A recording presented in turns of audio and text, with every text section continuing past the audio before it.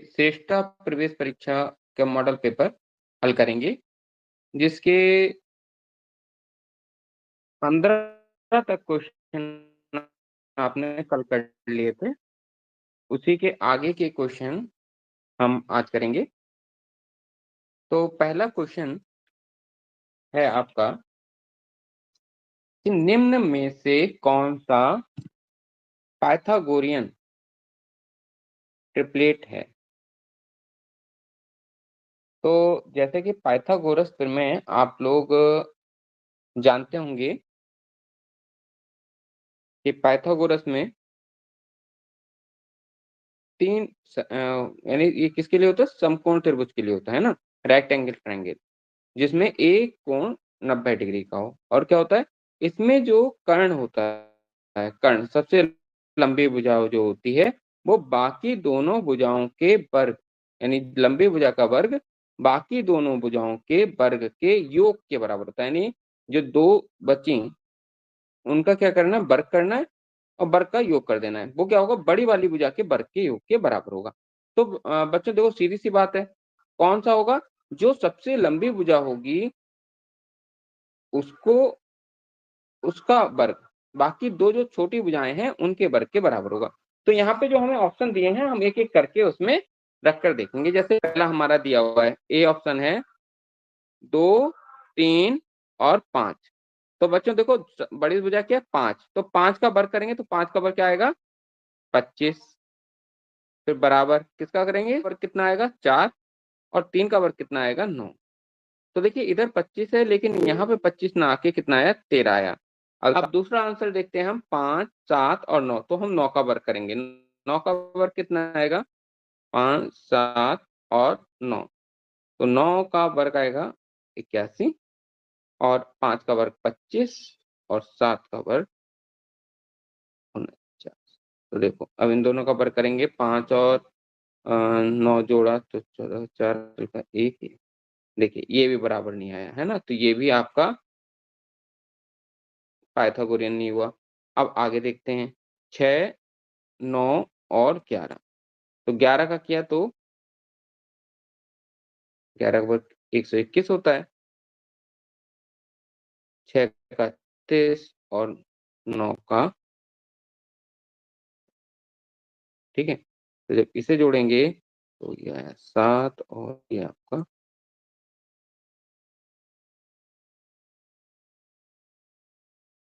समाशंकर पटेल ने भी D answer दिया है। तो बच्चों देखो, सी तक तो हमारे से 2 गए। डी आंसर और देख लें। तो देखिए, 17 का वर्ग होता है, 17 का वर्ग होता है 290 और 8 का वर्ग 64 और 15 का वर्ग 225। इनको जोड़ दें तो हमारा आ जाएगा 209। ठीक है? तो यहाँ पे देखिए, दोनों साइड जो हैं बराबर आ गई। ठीक है? Right hand side left hand side के बराबर हो गया। दायाँ पक्ष बाएँ पक्ष के बराबर हो गया। इसलिए ये वाला आंसर यानी डी हमारा बिल्कुल सही आंसर है।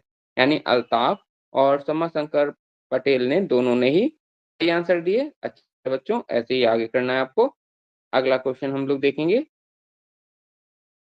ये देखिए, यदि एक वस्तु की कीमत में 15% की वृद्धि कर देते हैं और वस्तु की कुल बिक्री में 10% की कमी हो जाए, तो दुकानदार की कुल कमाई पे क्या फ़र्क पड़ेगा, है ना?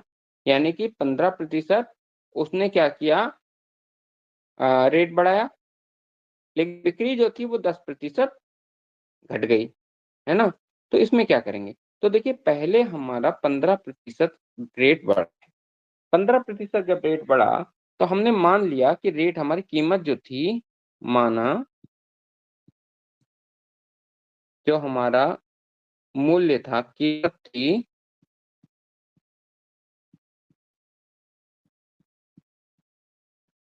100 थी।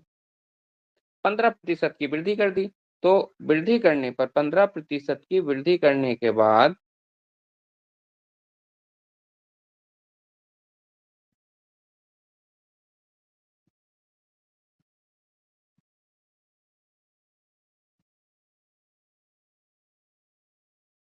कितनी हो गई? 115 हो गई। अब देखिए बिक्री जो थी, बिक्री 10% कम हो गई है ना? यानी कि अब 10% की जो हमारा जो ₹115 में जाता उसमें 10% की कमी आ गई। तो 10% की कमी किसमें आएगी? क अब हमें तो इतने रुपए मिल रहे हैं ना, तो अब हम इसका प्रतिशत 10 नहीं निकालेंगे, 10% निकालेंगे 115 का, क्योंकि 115 अब कीमत हो गई है। अब जो कमी हुई है वो इसी कीमत में तो होगी। इस कीमत में हमारी जो थी, बिक्री जो थी वो 10% कम हो गई। तो 10% को हम इसका 10% निकाला, 10% निकाला तो आया 11.5। तो हम क्या करेंगे, जो कुल कीमत थी उसमें माइनस कर देंगे 11.5 और जब इसे माइनस करेंगे तो हमारा निकल के आएगा 103.5। अल्ताफ ने दिया है 5 का लाभ होगा, तो बिल्कुल सही है। क्योंकि देखिए, जो कीमत थी उसकी वो तो ₹100 थी और अब हमारी निकल के आ रही है 103.5। तो क्या हुआ, 100 इसमें से माइनस करेंगे तो हमारा 3.5 आया है, क्योंकि हमारी अ, विक्रय मूल्य ज़्यादा आया है क्रय मूल्य से, तो हमें ये लाभ होगा। तो हमें 3.5। अब ये क्योंकि देखिए ये तो हमने माना था 100 में माना था ना, तो ये हमारा एक 100 में निकल के आया, तो इतना हम 100 में जब निकल के आए तो इसे हम प्रतिशत में लिखेंगे। 3.5% 100 पे 3.5% लाभ है ना?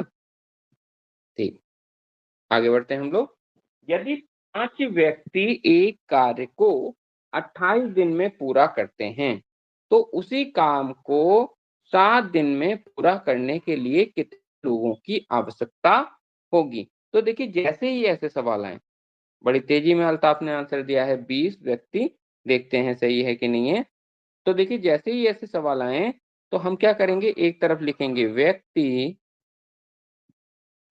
और दूसरी तरफ लिखेंगे दिन। तो 5 व्यक्ति थे, इन्हें 28 दिन लग रहे थे, अब कह रहे हैं 7 दिन में, तो दिन के नीचे तो 7 आ गए, व्यक्तियों की संख्या निकालनी है तो उसे हमने x कर दिया। देखिए दिनों की संख्या क्या हो रही है, घट रही है, तो व्यक्तियों की संख्या बढ़ेगी। एक तीर ऊपर की तरफ गया है, एक तीर नीचे की तरफ गया है। जब दोनों तीर अ, दूसरे डायरेक्शन में गए अलग-अलग, तो ये कौन-सा ये हुआ समानुपात, ये हम कल भी जाने थे कि ये हमारा अनुलोम समानुपात हुआ। तो अनुलोम जब होता है तो हम आमने-सामने की गुणा करके उसे बराबर रखते हैं। यानी कि 5 गुणा 28 जो है, वो बराबर हो जाएगा x गुणा 7 के। अब देखिए, हम जब भी निकालते हैं प्रतिस्थापन विधि से निकालेंगे और 7 को इधर लेंगे। समाशंकर पटेल ने भी 20 व्यक्ति आंसर दिया, देखते हैं सही है कि नहीं है। जब भी हम प्रतिस्थापन करेंगे तो प्रतिस्थापन में हमने बताया यहाँ पे गुणा में, तो वहाँ पे भाग में चला जाएगा। 5 गुणा 28 बटे 7 बराबर x, इसे भाग दे दिया। जब हम बाद भाग देंगे 7 चौक 28 और जब हमने 5 और 4 की गुणा की तो ये आया 20। x बराबर 20 हमारा निकल के आया है। बच्चों आगे देखते हैं हम लोग। समीर ने एक जोड़ी जूते 1344 रुपए में खरीदे और इसमें जीएसटी भी शामिल था। यदि जूतों का विक्रय मूल्य 100 वो 1200 है, तो जीएसटी की दर हमसे पूछी है कि कितना जीएसटी लग रहा है। तो बच्चों देखो, हमें जो ये रुपए दिए हैं ये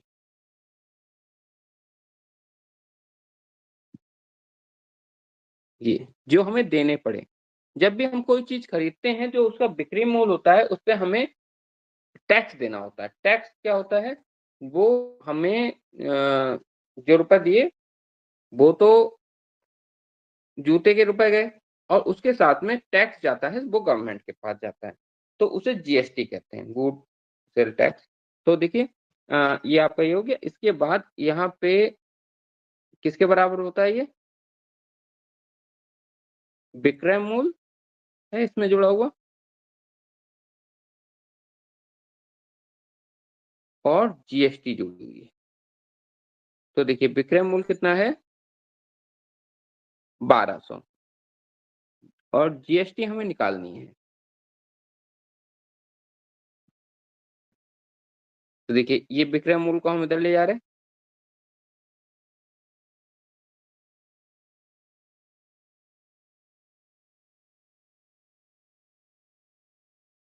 यानी कि जीएसटी देनी पड़ी 144 रुपए।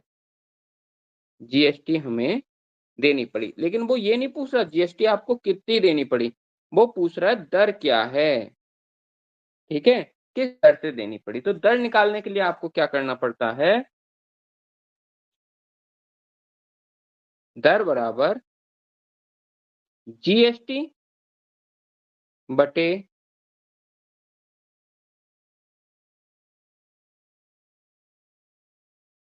विक्रय मूल्य गुणा 100।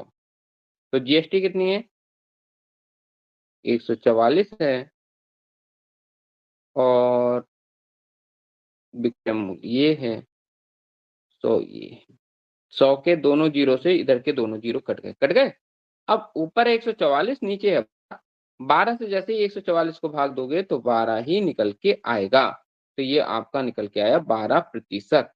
अल्ताफ ने आंसर दिया, लेकिन बहुत लेट आपने आंसर, जल्दी है, जल्दी आप इस सवाल को करें। समाशंकर पटेल ने भी आंसर 12% दिया है। इसके आगे देखते हैं 20वें सवाल पे आ गए हम लोग। एक वृत्त का क्षेत्रफल 40 पाई की पावर 2 या 40 पाई स्क्वायर है। वृत्त की त्रिज्या के बराबर त्रिज्या वाले वर्ग का क्षेत्रफल क्या होगा, ठीक है? यानी कि वृत्त की त्रिज्या के बराबर भुजा वाले वर्ग का क्षेत्रफल क्या होगा। तो देखिए क्या है, पहले हम ये निकाल लें कि जो वृत्त है हमारा, ठीक है, उसकी त्रिज्या कितनी होगी। तो इसके लिए हम क्या करेंगे,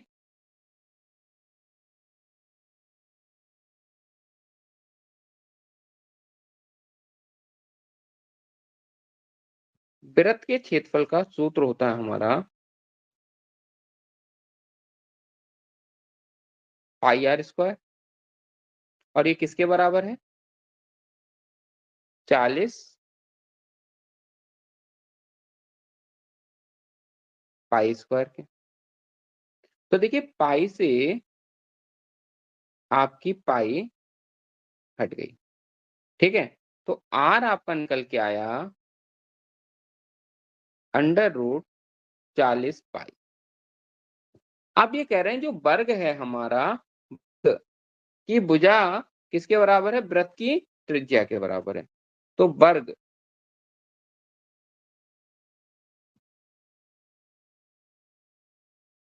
ये वर्ग है, ठीक है? और ये वर्ग जो है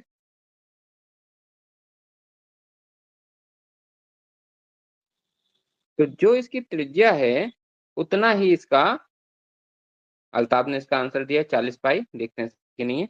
जो इसकी त्रिज्या है, त्रिज्या कितनी निकल के आई, त्रिज्या आर निकल के आई हमारी अंडर रूट 40 पाई। अब वही इसकी क्या है, भुजा है 40 पाई अंडर रूट 40 पाई। अब वर्ग का क्षेत्रफल कितना होता है, वर्ग का क्षेत्रफल, वर्ग का क्षेत्रफल बराबर आर स्क्वायर। तो अंडर रूट 40 पाई का स्क्वायर यानी कि 40 पाई आंसर आ गया। हम्म तो अल्ताफ और समाशंकर पांडे ने सही आंसर दिया है। 40 पाई इसका सही आंसर है, 40 पाई इस वर्ग का क्षेत्रफल होगा। अगला प्रश्न देखते हैं। निम्नलिखित भिन्नों को आरोही क्रम में व्यवस्थित कीजिए। अच्छा, चलिए सवाल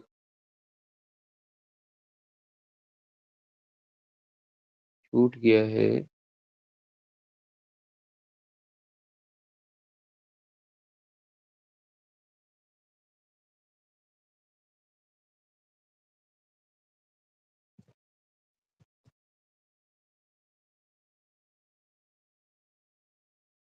भिन्न मैं लिख देता हूँ।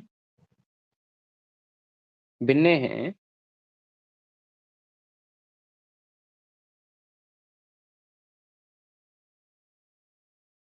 13/18, 29/30,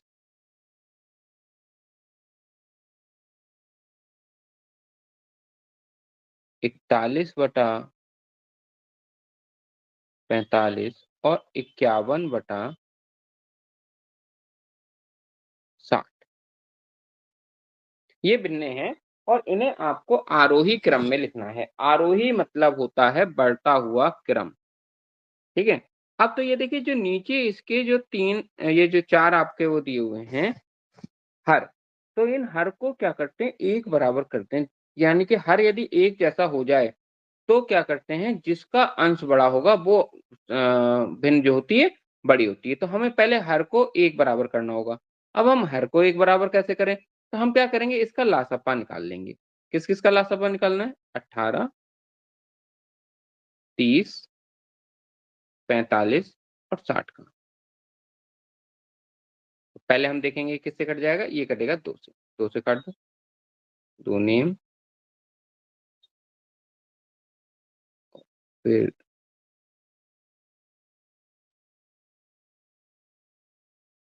30, 36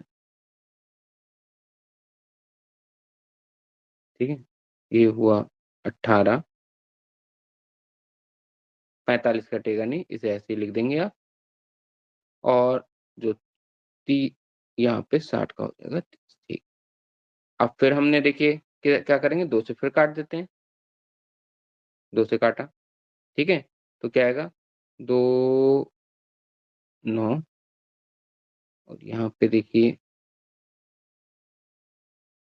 फिर 9 आएगा, फिर 45 और 15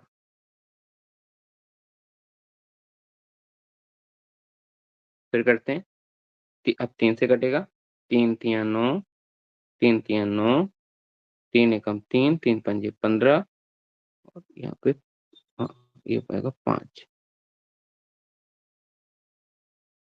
अतः आपने लिखा है ए, सी, डी, बी। देखते हैं सही है कि नहीं है। फिर देखेंगे 3 से इसे भाग देते हैं। एकम, एकम, पंजे और पंजे। अब 5 से होगा एकम, एकम, एकम, एकम। तो लासापा आपका निकला 2 गुणा 2 गुणा 3 गुणा 3 गुणा 5। हाँ, लासापा निकला इसका 180। अब हम इसको देखिए जो इसका हर है, उसे 180 बनाएँगे। तो 180 बनाने के लिए हम क्या करेंगे 13 और 18 तो देखिए 18 को 180 बनाने के लिए 10 से गुणा करेंगे। तो जब हम हर को 10 से गुणा करेंगे, तो ज़ाहिर-सी बात है हमें अंश में भी 10 से गुणा करना पड़ेगा। कर दिया। तो 13 की 10 से गुणा करी तो क्या निकला 130। 18 की 10 से गुणा करी क्या निकलेगा 180। ठीक, ये आया। अब इसके बाद देखेंगे अब हमें 36 की जगह हमें करना है 180। तो इसके लिए हम क्या करेंगे 5 से गुणा करेंगे। नीचे 5 से गुणा करी और ऊपर भी 5 से गुणा करी। तो नीचे आ गया 180 और ऊपर आ जाएगा 145। अब हमने क्या किया 41/45 गुणा अब इसे भी करना है ना? तो नीचे किससे गुणा करेंगे 4 से, तो ऊपर भी 4 से गुणा करेंगे। यहाँ पे हमारा आया नीचे तो आ गया 180 और ऊपर हमारा आ गया 164 ठीक है? अब हमने जो लास्ट बचा हमारा 51/60, ऊपर 3 से गुणा, नीचे 3 से गुणा, नीचे हो गया 180 और ऊपर हो गया 153। ठीक है। अब देखिए, अब यहाँ पे सब का हर, जितने हर हैं 180 है, 180 है, 180 है और 180 है। अब केवल हमें क्या करना है, अंश को देखना है। जो सबसे छोटा अंश हुआ उसे सबसे पहले लिखेंगे। सबसे छोटा अंश कौन सा है, ये वाला। तो ये सबसे छोटी संख्या है, यानी कि 13/18 सबसे पहले लिखा जाएगा। उसके बाद देखिए ये दूसरा नंबर ही आ गया, तो ये हमारा दूसरे नंबर पे आ गया 29/36, ये दूसरे नंबर पे हो गया। इसके बाद देखिए तीसरे नंबर पे देखिए ये वाली संख्या है, ये चौथी 51/60 और सबसे लास्ट में 41/35। तो ये हमारी सही क्रम आया इसका। तो अल्ताफ ने थोड़ी सी गलती की है क्रम बनाने में। ठीक है, कोई बात नहीं, अगली बार सही से ट्राई कीजिएगा। अगला प्रश्न, 14/35, 42/55 और 21/22, इसका मासा निकालना है। भिन्न का मासा कैसे निकाला जाएगा, इसके लिए एक सूत्र होता है, ये देखिए। किसी भी भिन्न का मासापा निकालने का और लासा का, दोनों का ही हमने सूत्र लिख दिया है, इसे ध्यान रखिएगा। जो भी हमें निकालना है, जैसे मासा निकालना है तो अंश का मासा निकालेंगे, लासा निकालना है तो अंश का लासा निकालेंगे, लेकिन हर का उल्टा कर देंगे। हर में देखो क्या करेंगे, हर का जैसे मासापा निकालना है तो क्या करेंगे, अंश का तो मासापा निकालेंगे लेकिन हर का लासापा निकालेंगे। यदि हमें लासापा निकालना होगा तो अंश का तो लासापा निकालेंगे लेकिन हर का मासापा निकालेंगे। तो देखिए हमारी जो संख्या है,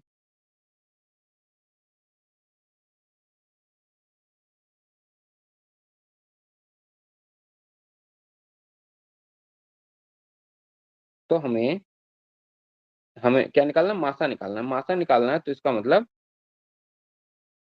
14, 42 और 21, इसका हम मासापा निकालेंगे। मासापा निकालेंगे तो क्या करते हैं हम, देखिए ऐसी संख्या तीनों जिनसे कटें। तो ऐसी संख्या देखिए तीनों जिससे कटें तो वो कौन सी होगी, वो है 7। 7 दूनी 14, 7 छंग और 7 3। देखिए ये 7 आया। 7 के अलावा अब देखिए ये संख्याएं किसी से नहीं कट रही। 2, 6 और 3, ये तीनों, ऐसा कोई पहाड़ा नहीं है जो तीनों चीजें हैं, तो मासापा तो निकल गया 7, है ना। तो ये तो हमारा 7 आ गया, अंश का मासापा तो 7 आ गया, लेकिन हर का लासा निकालना है, हर का। तो हर क्या है, 35, 55 और 22। इन्हें तब तक हल करना है जब तक ये पूरे तरह से ना हट जाए। तो देखिए, तो पहले 5 से कर दो, 5 सत्ते 11 और 22 कटेगा नहीं, 22 को ऐसे ही लिख दिया। फिर 7 से कर दो, 7 एकम 7, 11, 22, 11 से कर लो, 1 1 और 2, फिर 2 से कर लो आपका, तो एकम एकम एकम आ गया। तो कितना निकल के आया, 5 गुणा 7 गुणा 11 गुणा 2। ठीक है, तो देखिए 5 सत्ते कितना होगा, 5 सत्ते 35 और दूनी 70, 70 की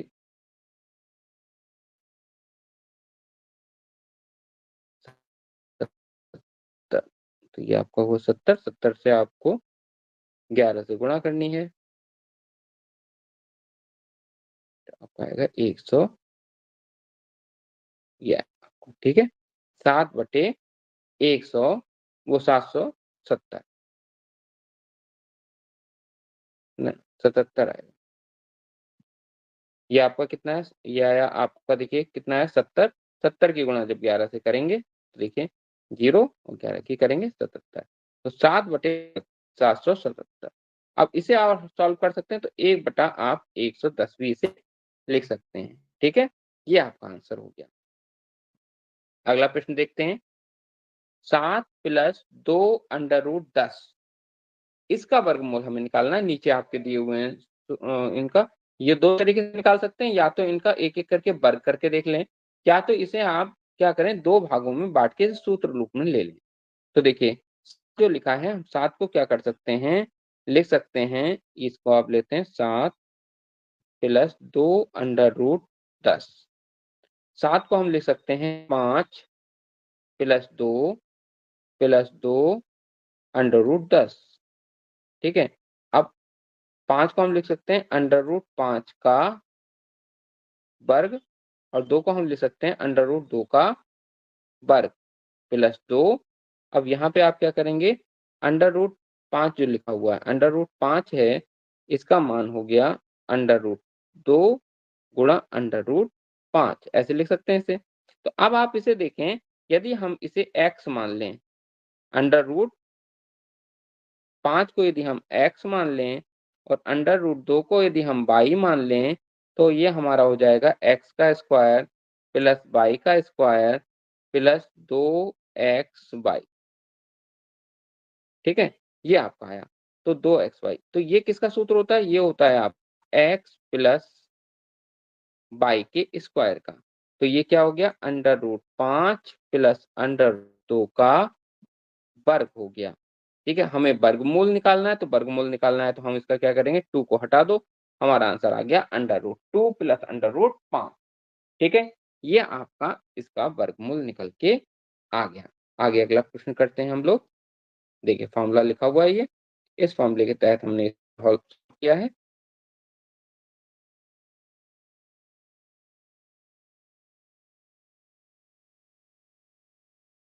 अगला प्रश्न देखें।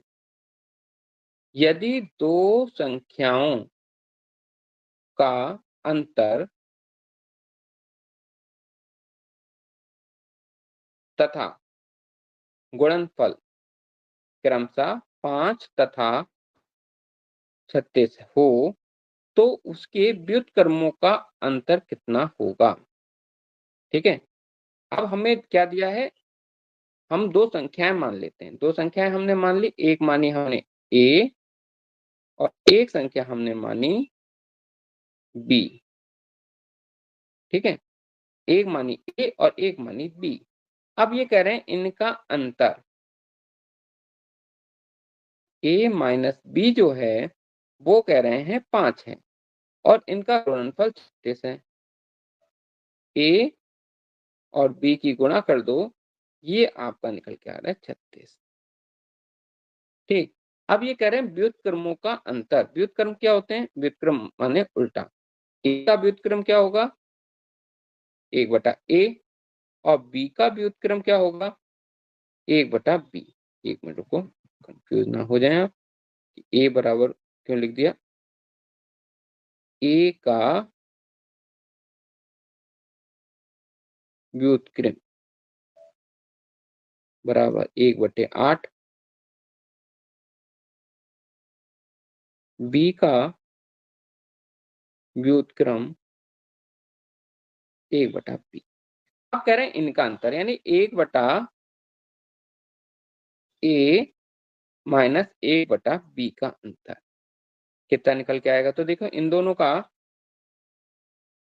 जब निकालेंगे तो क्या करते हैं, जो आपके जो हर होते हैं, उनको उनका लासा लेते हैं, तो क्या आएगा, A B गुणा हो गया। अब A से A को भाग दे दिया तो ऊपर बचेगा B, और B से जब AB को भाग देंगे बचेगा A, तो माइनस हो गया A। तो ये निकल के आया। अब देखिए, ये B minus A, B minus A क्या है भाई? A माइनस B है, तो 5 है, तो -5 कर दो, -5, और इसको हो गया 36, तो -5/36। तो ये देखिए क्या है, अंतर पूछा है ना, कि अंतर कितना है? तो अंतर माइनस में, इसका मतलब 5/√36, ये आंसर आपका हो गया। क्योंकि अंतर इन्होंने ये नहीं पूछा कि किस क्या घटाना है। हम 1/B में से 1/A घटाएँगे, तो 5/36 आएगा। अंतर कितना है? 5/36 ही अंतर इसका आएगा। ठीक है बच्चों, अगला प्रश्न हम लोग देखते हैं।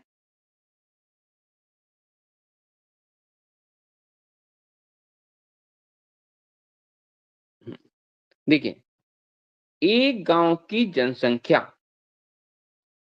प्रति वर्ष 5% बढ़ जाती है। यदि वर्तमान में इस गांव की जनसंख्या इतनी है, तो 2 वर्ष पूर्व उस गांव की जनसंख्या कितनी थी? तो देखो बच्चों, ये जो सवाल आपका जो बन के आया, ये एक तरह से चक्रवृद्धि ब्याज वाला है। तो चक्रवृद्धि ब्याज में क्या होता है? ए बराबर पी ब्रैकेट में 1+r/100 की पावर n होती है। इसमें a जो होता है, ये होता है मिश्र धन। तो मिश्र धन मतलब जो बाद में जाकर हो जाएगा। तो यहाँ पे मिश्र धन की जगह मिश्र धन जनसंख्या आएगा, मिश्र जनसंख्या। यानी कि जो बाद में जनसंख्या हो गई, ये है बाद में हो गई जनसंख्या। तो ये तो आपकी ए दे रखी है, ए बराबर 4,400। ठीक है, ये आपको दे रखी है। ठीक, ये दे रखी है। आर, आर आपको दे रखा है 5%। और ये एन, एन आपको दे रखा है 2 साल। आपको निकालना पी की 2 साल पहले जनसंख्या कितनी थी। तो ये देखिए, ये आपका सूत्र आपको दिया हुआ है, ए बराबर पी और ब्रैकेट में 1+r/100n। तो ए हमने ले लिया, ए ये दिया हुआ है, ए हो गया हमारा 4,410 बराबर पी कितना है? पी हमें निकालना है, 1+r कितना है? आर हमें 5% दिया हुआ है, 5/100। और यहाँ पे एन, एन कितना है? 2 दिया हुआ है। ठीक है, अब इसे हम काट देते हैं। 5 एकम 5, 5 दूनी 10 और ये हो गया 0। तो P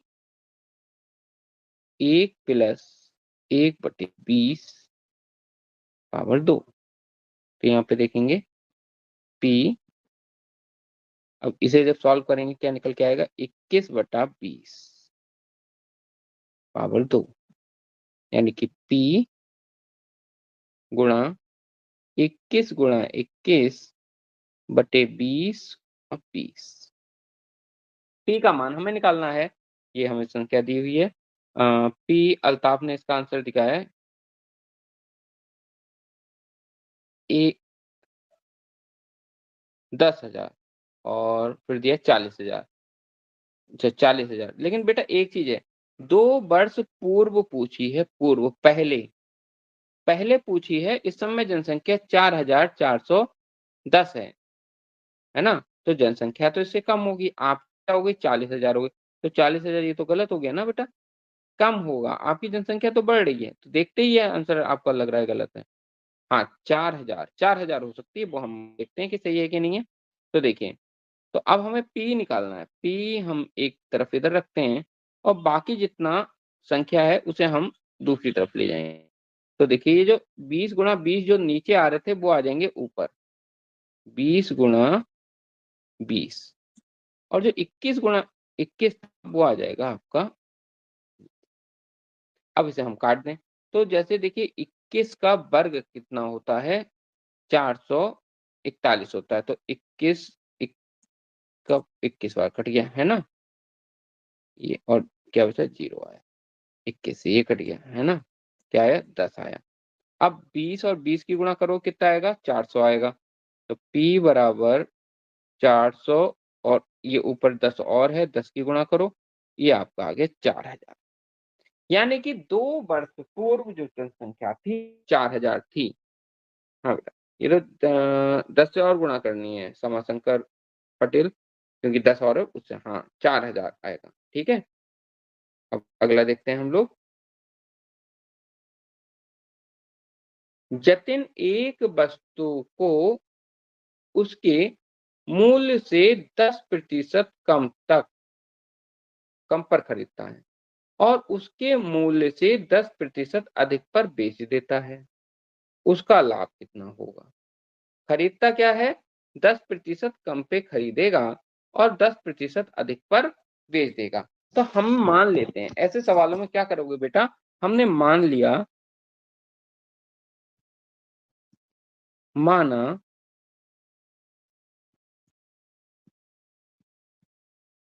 वस्तु का मूल्य था 100 रुपए, ठीक है, और जतिन ने खरीदा उसे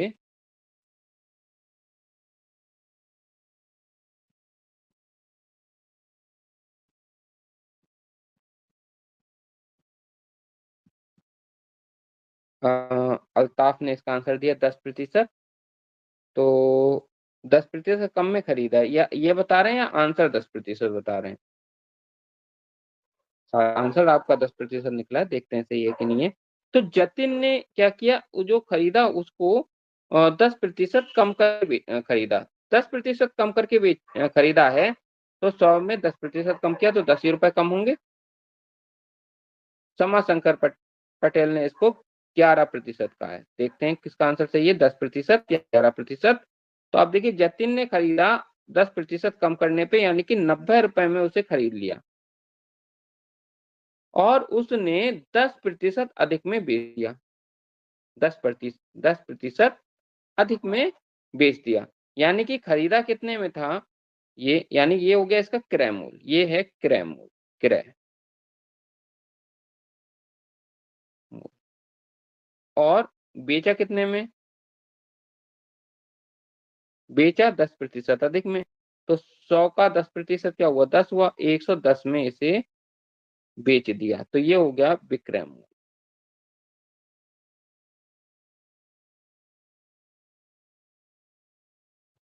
क्रय मूल्य हमें मालूम है, विक्रय मूल्य मालूम है, हमें क्या निकालना है, हमें निकालना है लाभ हुआ या हानि हुई और कितना प्रतिशत हुआ।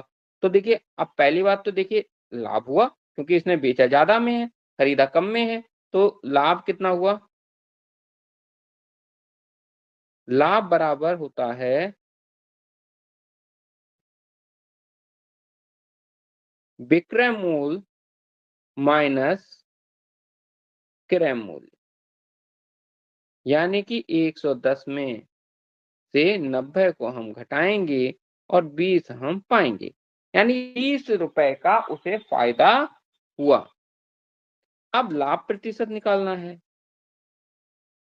प्रतिशत लाभ, प्रतिशत लाभ निकालने के लिए हम क्या करते हैं, हम लिखते हैं लाभ बटे क्रय मूल्य गुणा 100। तो देखिए, लाभ कितना हुआ है, 20 का हुआ, ठीक है, और क्रय मूल्य कितना है, क्रय मूल्य तो 90 है, और गुणा किससे करना है, 100 से, तो 0 से 0 कट गया, तो ये हमारा आया 200/9, 200/9%। अब 9 से इसे भाग दो। हाँ, अल्ताफ ने आपसे लिखा है 200/9% लाभ हुआ है, तो 200/9, अब इसे आप सही भिन्न में बदलोगे, तो देखिए 9 दूनी 18, 2 बचेंगे, फिर 20 आएगा, 9 दूनी 18, कितने बचे, 2 ऊपर बचे और 9 नीचे बचा, ये आपका प्रतिशत आया। 22 सही 2/9% इसका सही आंसर है। तो बच्चों, शुरुआत में आपने गलत किया था, फिर लास्ट में आके सही किया है। थोड़ा संभल के ये सवाल करने होंगे, प्रतिशत वाले सवाल, जो लाभ हानि वाले सवाल जो हैं, अक्सर गलत हो जाते हैं। तो इन्हें बड़े गौर से देखना होता है कि क्या करना है ना बच्चों? आगे बढ़ते हैं हम लोग। देखिए, लाभ प्रतिशत, लाभ गुणा 100/क्रय मूल्य, ये आप सूत्र याद कर लीजिएगा। ठीक, अब देखिए, एक समचतुर्भुज के विकर्ण, एक समचतुर्भुज के विकर्ण 10 सेंटीमीटर और 25 सेंटीमीटर हैं, उसका परिमाप निकालना है। समचतुर्भुज, ध्यान रखिएगा, समचतुर्भुज जो होता है उसके विकर्ण 90 डिग्री पे काटते हैं, एक दूसरे को 90 डिग्री पर काटते हैं, कुछ इस तरीके का आएगा आकृति बन के। तो देखिए, ये जो है, ये इसका एक विकर्ण ये क्या है 10 है। ये पूरे का पूरा कितना है 10। तो 10 का आधा कितना हो गया 5। ये आया 5 और ये क्या है 24 यहाँ से। हाँ, तो अल्ताफ ने इसका आंसर दिया है 52 सेंटीमीटर। देखते हैं सही है कि नहीं है। यहाँ से यहाँ तक ये आपका है 24। 24 का आधा कितना हो गया ये 12। अब ये 90 डिग्री का है। ये चीज कितनी है 90 डिग्री की। तो ये एक पाइथागोरस प्रमेय बन गई, जो पाइथागोरस अभी शुरुआत में ही हमने पढ़ा था। तो उसी का हो गया ये मामला। कर्ण बराबर ये क्या हो गया आपका कर्ण हो गया। तो कर्ण बराबर क्या आ जाता है, कर्ण का वर्ग बराबर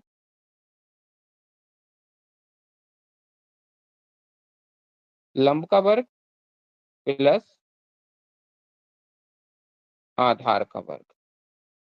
तो देखो लंब का वर्ग कितना है 12 का वर्ग 144 हो जाएगा और आधार वर्ग कितना हो जाएगा 5 का वर्ग करोगे 25 हो जाएगा।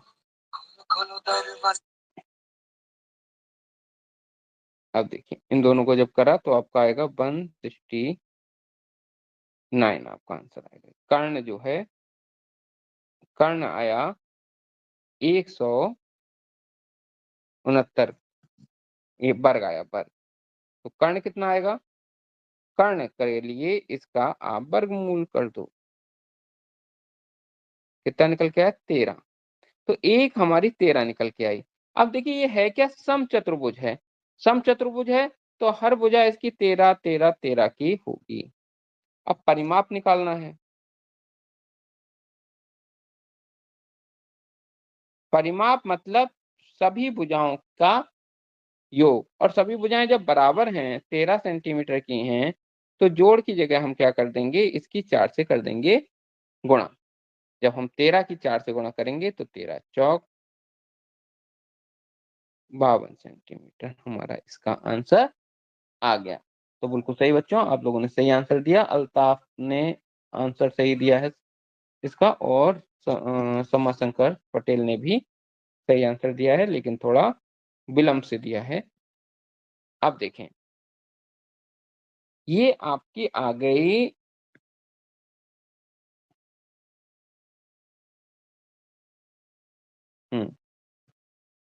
प्रायिकता का सवाल है। ताश की एक गड्डी है, ताश की गड्डी होती है बच्चों। तो ये प्रायिकता के सवाल ताश के पत्तों का, सिक्कों का, पासे का, इतना ये निकल के आते हैं। ये आप ध्यान से करेंगे।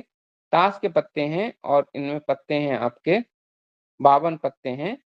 और उसमें क्या क्या है स्वेच्छा स्वेच्छा मतलब क्या कोई सा पत्ता एकदम एक पत्ता आपने निकाला, ठीक है।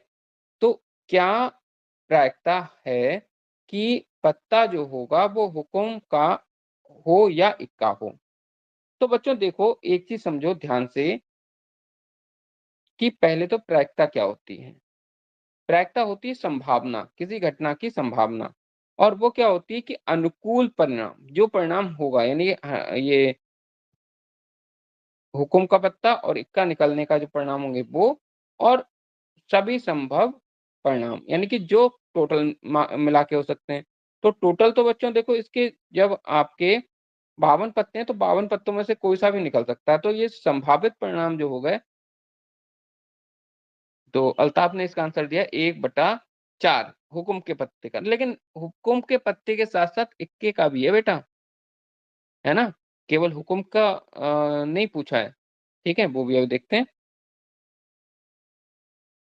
तो देखिए क्या होता है 4 तरीके के पत्ते होते हैं हमारे।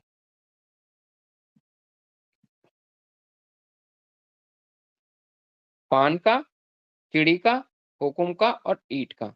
यानी कि 13 पत्ते तो आपके हो गए पान के, 13 पत्ते हो गए चिड़ी के, 13 पत्ते हो गए हुकुम के और 13 पत्ते हो गए ईंट के। और टोटल मिला के कितने 52। यदि केवल हुकुम के पत्ते का दिया होता तो हम 13/52 कर देते। किसी भी रंग के पत्ते को कह देते, ये कह देते कि पान का पत्ता निकल रहा है 13/52, चिड़ी का 13/52, हुक्म का 13/52 और ईंट का 13/52। ठीक है। तो ये हमारा आंसर आ जाता 1/4। ले और हाँ, यदि रंग का कह देता, नहीं हुकुम का इक्का नहीं है, कोई सा भी इक्का हो। हुकुम के इक्के का तो 1/, हाँ, वो सही लिखा है कि हुकुम का इक्का का 1/52 आ जाएगा। लेकिन हुकुम का हो या इक्का हो, ये नहीं कह रहा हुकुम का इक्का हो, ठीक है? अब देखिए यदि कभी-कभार कलर का आ जाता है कि लाल कलर हो या फिर काला कलर हो। लाल कलर के निकलेगा तो आप आपका इसका कितना हो जाएगा 36 बटे, तो ये आपकी 1/2 प्रायिकता हो जाती है, ठीक है? काले रंग का होगा तब भी यही आएगा। रंग का भी आ सकता है और कोई पर्टिकुलर उसका भी आ सकता है कि पान, चिड़ी, हुकुम और ईंट का। लेकिन यहाँ पे आप ध्यान रखिएगा, यहाँ पे या भी लिखा हुआ है। देखते हैं आगे, ये देखिए, ये 13-13 पत्ते हमने सब बना के रखे हैं। 13 पत्ते, ये 13 पत्ते, ये 13 पत्ते और ये 13।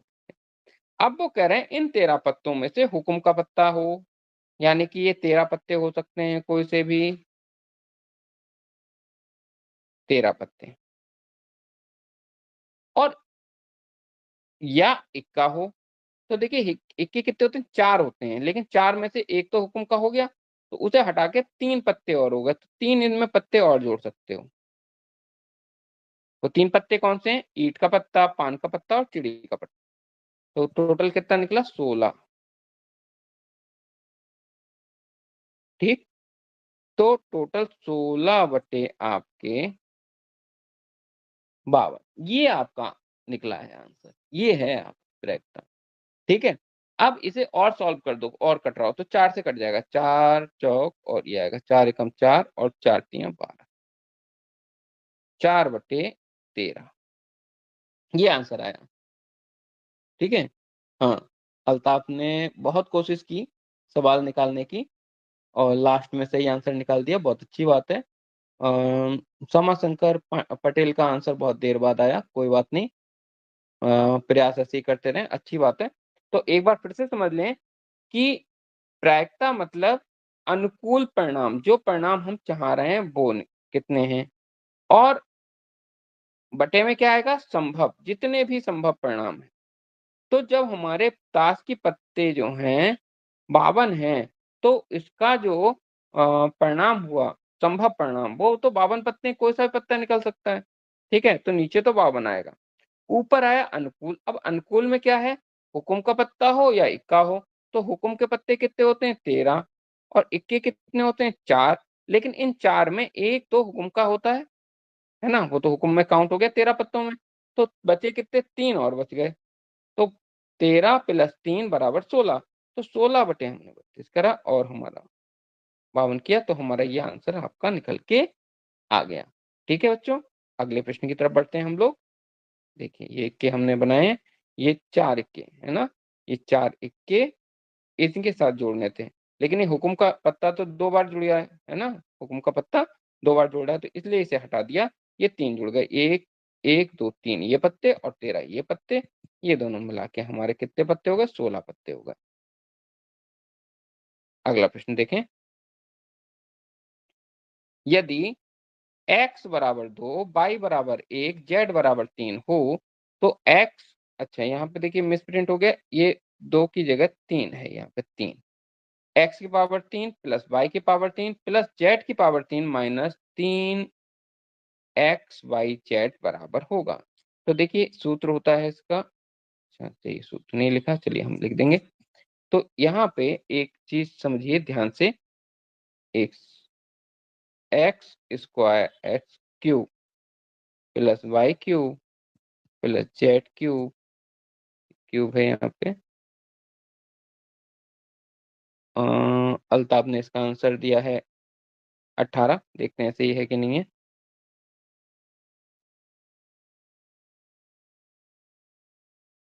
और माइनस 3 एक्स बाई जेड, ये बराबर होता है ए प्लस वो x plus y plus z और x square plus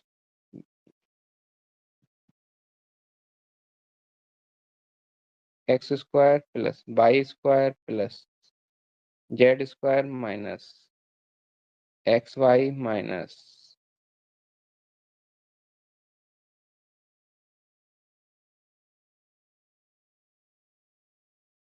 x z minus y z. इसके बाद तो देखिए इसका मान तो हमें निकालना ही है ना? तो क्या करेंगे, इन तीनों को हम जोड़ लेंगे। तो 2 प्लस 1 प्लस 3 ये जुड़ा। इसके बाद इनका वर्ग करेंगे। इसका वर्ग करेंगे तो क्या आएगा? ये आएगा 4 प्लस 1 प्लस 9 माइनस 1 और 2 की गुणा करो कितना आएगा? 2, 2 और 3 की गुणा करो कितना आएगा? 6, 1 और 3 की गुणा करो माइनस का 3। ये आपका हुआ, ठीक? तो इनकी जब गुणा करेंगे तो कितना आएगा? ये आपका निकल के आया 6 और जब इसे सॉल्व करेंगे तो कितना निकल के आएगा? तो देखिए 4 और ये हो गए 14 यहाँ पे हो गए आपके 14, 12, 12 में 6 गए, 6 और ये बचे 3, 3 बचे यहाँ पे। तो 6 और 3 की गुणा करी, हमारा आंसर आया 18। तो अल्ताफ ने बहुत पहले 1 मिनट पहले ही हमें जवाब दे दिया था 18। बहुत अच्छी बात है, बहुत अच्छे से आपने ये सवाल निकाला, ठीक है। ये इसका सूत्र होता है, सूत्र याद कर लीजिएगा। जब x square plus y square plus z square minus 3 x y z आपको पूछा हो तो आपका क्या होगा? X plus y plus z, x square plus y square plus z square minus x y minus x z minus y z. ये आपका सूत्र होता है। तो इसी सूत्र को लगा के हमने यह सवाल निकाला है। अगला देखिए, दो संख्याओं का मासा और लासा क्रमशः दिया हुआ है 13 और 1989 और एक संख्या आपको दे रखी है 117, दूसरी संख्या आपसे पूछी है। तो देखिए एक चीज आप समझ लीजिए, दो संख्याएं यदि हों, अल्ताफ ने इसका आंसर दिया है 221। देखते हैं सही है कि नहीं है। देखिए सूत्र ये होता है, पहली संख्या गुणा दूसरी संख्या बराबर लासा गुणा मासा। ये सूत्र याद कर लीजिएगा। तो ये आपका सूत्र है, पहली संख्या गुणा दूसरी संख्या बराबर लासा गुणा मासा। तो पहली संख्या कितनी है? पहली संख्या हमारी दे रखी है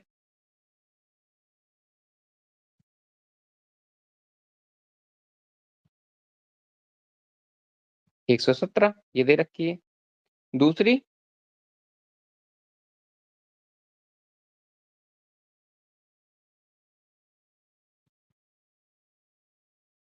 दूसरी संख्या हमें दी नहीं, हमने x मान ली, ठीक है। लासा लासा दे दिया 1989 और मासा दे रखा है 117, ठीक है। अब इसे हम सूत्र में लगा दें। पहली संख्या 117 गुणा x बराबर लासा हो गया आपका 1989 गुणा 117।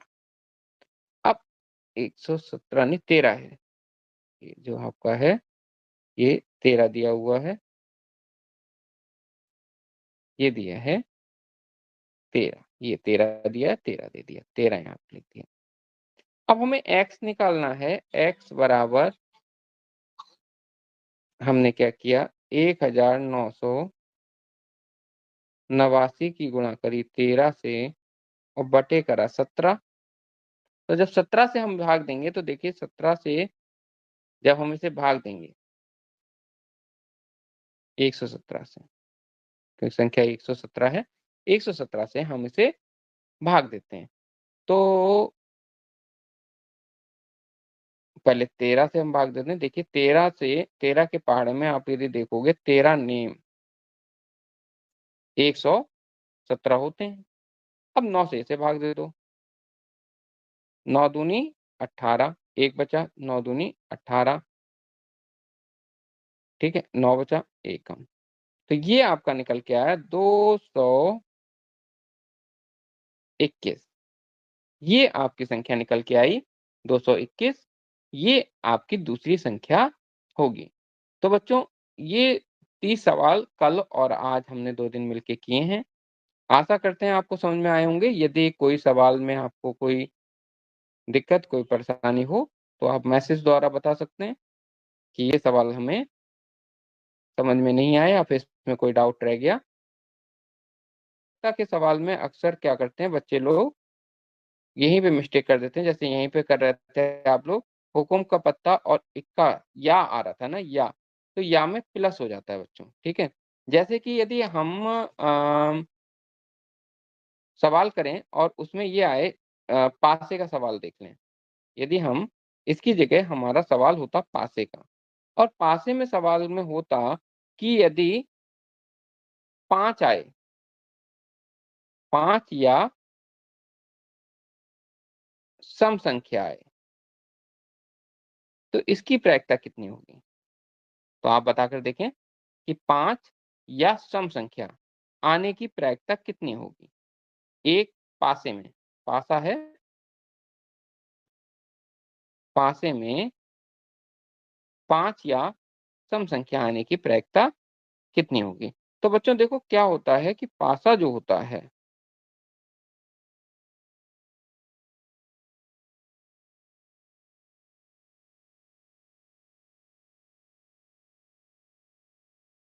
ये देखिए ये पासा है, इस पासे में कितने फलक हैं? 6 फलक हैं, ठीक है? एक पे 1 होता है, एक में 2 होते हैं, एक में 3 बिंदे लगे होते हैं, है ना? ये तो आपने लूडो में खेला होगा ना, पासे वाला जो होते हैं, 4 होते हैं और एक में 5 होते हैं और एक में 6 होते हैं,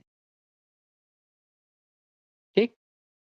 होते हैं? तो यानी कि कुल कुल कितने परिणाम हुए? संभव परिणाम हुए 6। अनुकूल कितने हुए? अनुकूल में देखो, एक तो 5 तो 1 हो गया 5 का, और सम संख्याएँ कितनी होती हैं? सम संख्याएँ कौन-सी हो गईं? 2, 4 और 6, 3 ये संख्या हो गई। तो 1 + 3 बराबर हो गए 4। तो 4 ये तरीके ये हो गए, तो 4/6 ये हमारा आंसर हो जाएगा। तो हम इसे और भाग देते हैं, तो यहाँ पे आ गया 2 और ये आ गया 3। तो ये आएगा 2/3। ठीक है बच्चों? तो इस तरीके के सवालों को ध्यान रखिएगा कि इस तरीके की प्रायिकता के सवालों को, हाँ, 2/3 आंसर आएगा। समासंकर सही कह रहे हैं, 2/3 इसका सही आंसर है। तो इस तरीके के सवाल आपके प्रायिकता में पूछ लिए जाते हैं। तो हमेशा याद रखिएगा, या जो है, या में जोड़ा जाता है। ठीक है? प्रायिकता जो होती है या जब होगा, तो दोनों के जो परिणाम होते हैं उन्हें जोड़ा जाता है। तो अब जैसा कि समय पूर्ण हो चुका है, तो आप लोग क्लास को एक-एक करके लीव कर सकते हैं।